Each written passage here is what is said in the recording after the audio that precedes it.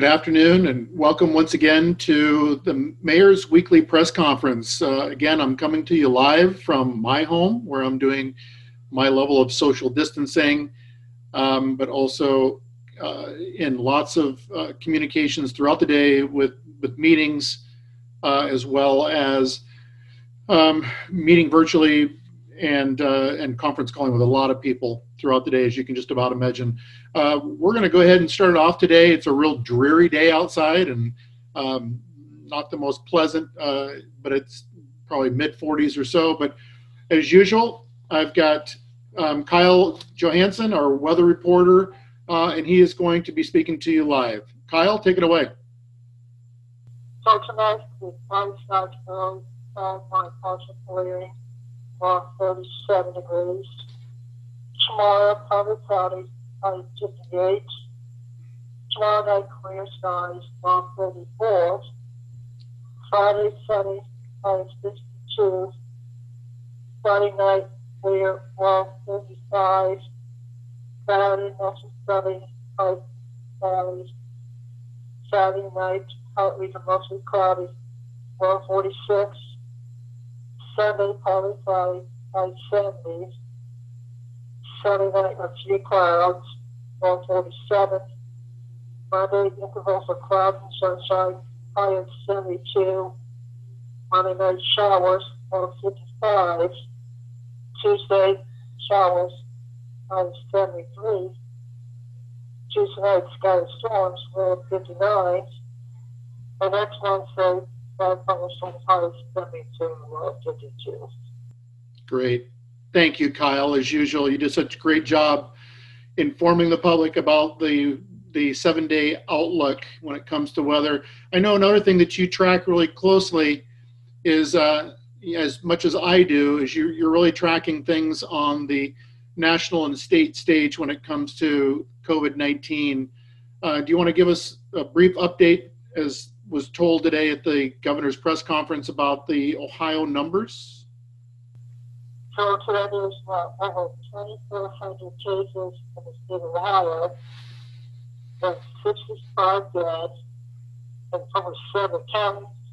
In the country, it's over 200,000, and globally, it's almost 1 million people.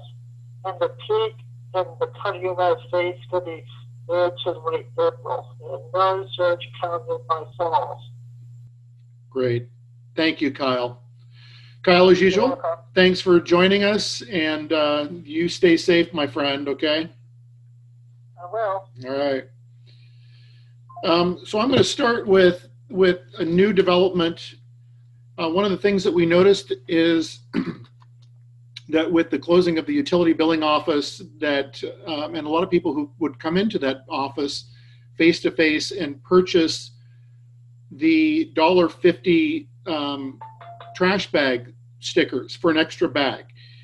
And also recognizing that during these times when everyone is staying home, that we're likely all generating more trash than we normally would when we are home from roughly, 4:30, 5 p.m. through the evening, and then up in the morning and off to work again, or getting kids off to school or whatever. So a lot more trash is being generated. So let me read this to you. Again, due to the COVID-19 response efforts in the city of Athens, we're going to change things up a little bit, giving people options for purchasing extra bag extra trash stickers and yard waste bags. Citizens may call the utility billing office at 740-592-3347 during regular business hours and request extra bag stickers or yard waste bags brush stickers. The cost will be $1.50. There will be a table set up inside the main door into the city building, and we will set out the stickers and bags where people can pick them up in person. Citizens can also call ahead at the Engineering and Public Works at 740-593-7636 during regular business hours and purchase their yard waste bags and brush stickers only. Again, that's not for the extra stickers for your trash, your refuse, but these are for the yard waste bags. Yard waste and brush stickers. Again, $1.50. You can call ahead before arriving to pick them up. They'll be left outside the front door at 30 Kern Drive on the west side of the city. Any stickers or brush bags purchased will be added to your billing address on your next utility bill. We're trying to do this in order to kind of minimize the amount of cash exchange. Cash is not being accepted at this time for those, but we're trying to work with everyone as best we can to afford them opportunities to still get those. And again, you know, you may know this or not, but if you have an extra bag that is set out to the curb and don't have a sticker, currently under our contract with the Athens Hawking Recycling, that it's a $3 charge for that extra bag. So we're trying to kind of minimize that expense for people, knowing full well that people will be putting extra bags out. So again, please reach out to the city and purchase the extra refuse bags, stickers for your bags. And again, contact utility billing. You can call them at 592-3347 for that. So again, strongly encourage people to do so. Other things going on in the city, the police department wants to remind people that spring cleaning and planting upon us. Please visit the fire department's web page on the city's website and review the open burning regulations. That's really important that you know what those regulations are. They have changed recently, so again, encourage you to look at that. Also requesting that if you are calling for services of the first responders and you are self-quarantining, please let those first responders know that you are in a quarantine environment so that they are aware that you are self-quarantining, and they will be able to take the precautions that they need to as they're responding to whatever the situation is at your household. Some other things I want to share with people. This came from the city planner, and most of this I wanted to share with anyone who's watching. You know, with the 6-foot separation with social distancing, and knowing that likely as the weekend rolls on that it is going to get nicer outside in comparison to today. You know, and in the uptown area where we see a lot of people walking about, we also see a lot of people who are going to be walking in areas of the city where there may not be sidewalks. You know, good examples are the South Side and the Far East neighborhood do not have sidewalks. And there's other areas in the city as well where sidewalks may not be an option to walk on. I am really reaching out to implore people, if you're driving in these areas that do not have sidewalks, please drive slowly. Extra caution is necessary because there will be people out trying to get fresh air, trying to get exercise, likely walking their pets, and people with small children walking about and strollers. Please use extra caution when you're driving about throughout the neighborhoods, because you know we want to be respectful of each other.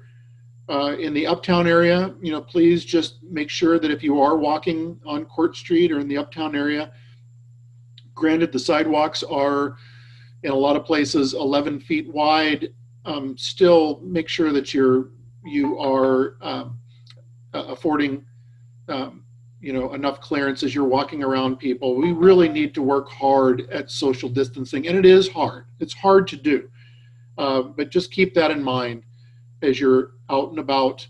And again, we're under a stay-at-home order, but it's always good to get out and get fresh air as well.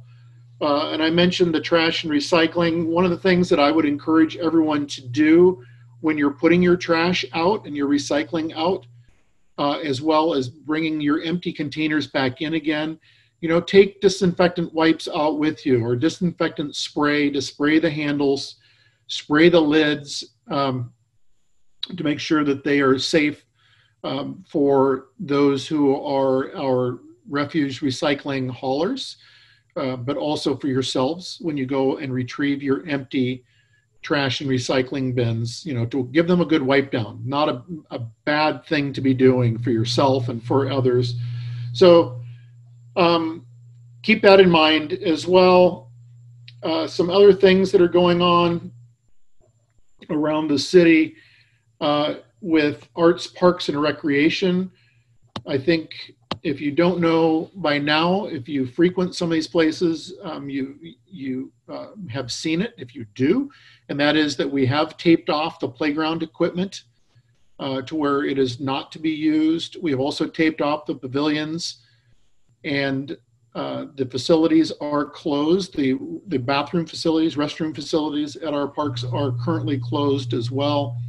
The most recent closure, and I think I may have mentioned this last week, if not, I'm mentioning it now, and that is that we've closed down the outdoor basketball court area, has been taped off, tennis courts, and the skate park to reduce gatherings of people and likely high levels of contact between people. So those have been shut down.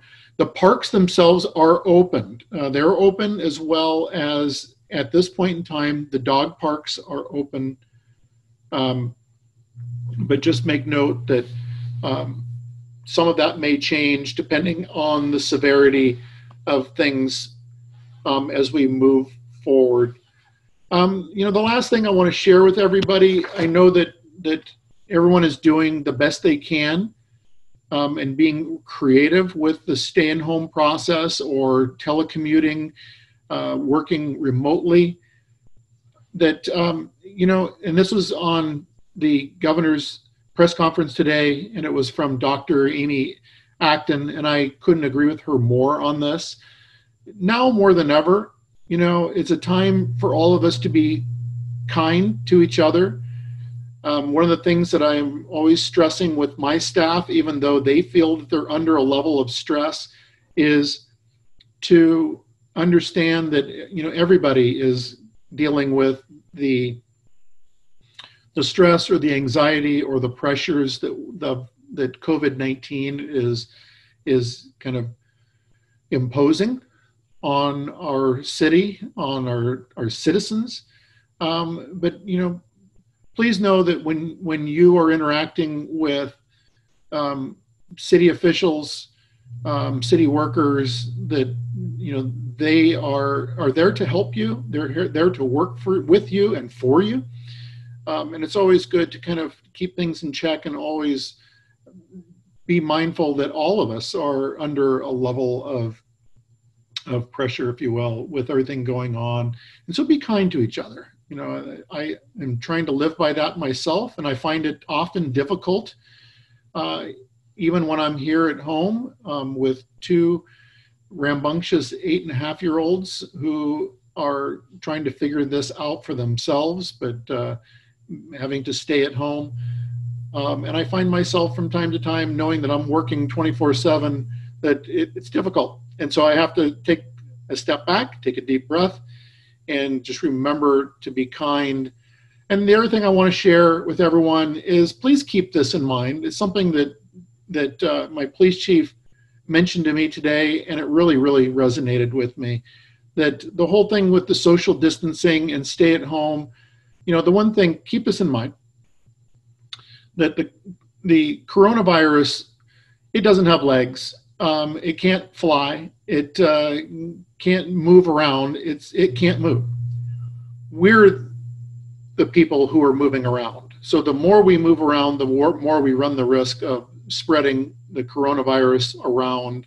So keep that in mind, that we are the carrier and the transporter of the coronavirus. The coronavirus itself isn't a mobile virus other than to be mobilized through us as human beings. So keep that in mind with the stay-at-home order as well as the social distancing.